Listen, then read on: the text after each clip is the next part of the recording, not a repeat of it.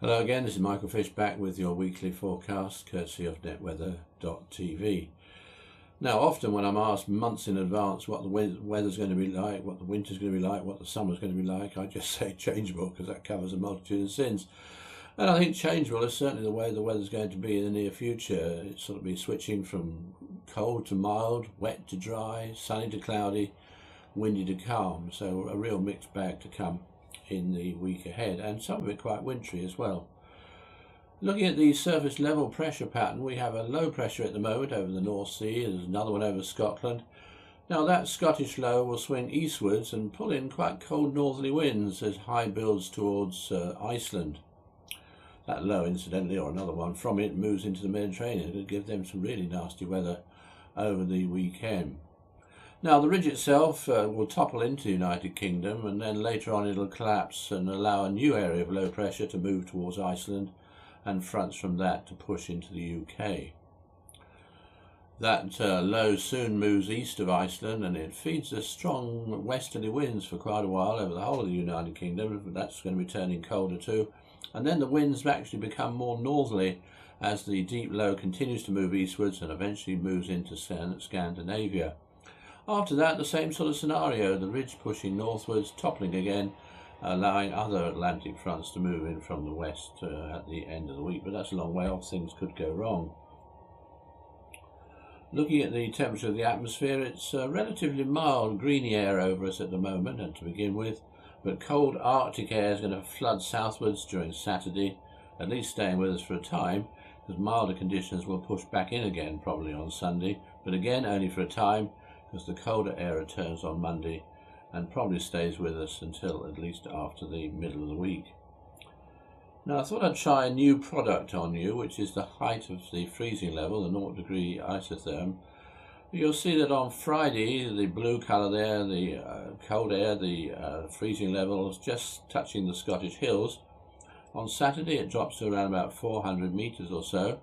On Sunday it whistles back up again, the freezing level around about 2,000 metres, so no snow or anything like that on Sunday, but then on Monday it does turn colder again, and as we head into next week, the freezing level drops to quite low levels, so we will see some snow in many parts of the country.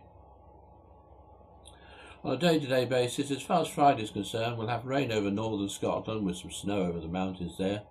And there'll be some heavy rain pushing into Southern Ireland during the early hours, and this is going to move on into Wales, central and southern England. There could well be some snow on its northern flank, especially over the Welsh hills and this sort of area.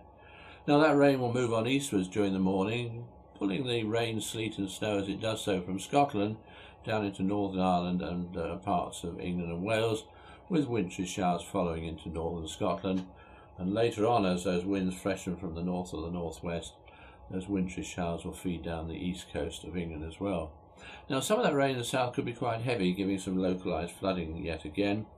And as the winds pick up and swing more towards the north or northwest, it's going to be turning colder, and certainly feeling colder, as it will be pretty windy.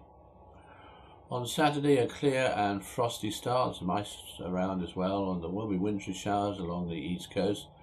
It's not too bad a day actually. It's going to be cold and sunny in most places, but rain will reach Northern Ireland by the end of the day, by midnight, and as I said, it's going to be fairly windy as well. On Sunday, the rain will spread across the whole of the United Kingdom during the morning, with some brighter weather with a few showers following in the afternoon, although the rain actually might not clear completely from southern counties of England. It will be a windy day, I think, for most of the time. And then more rain is going to come along during the latter part of the day, spreading into the west, and if anything, turning it somewhat milder again.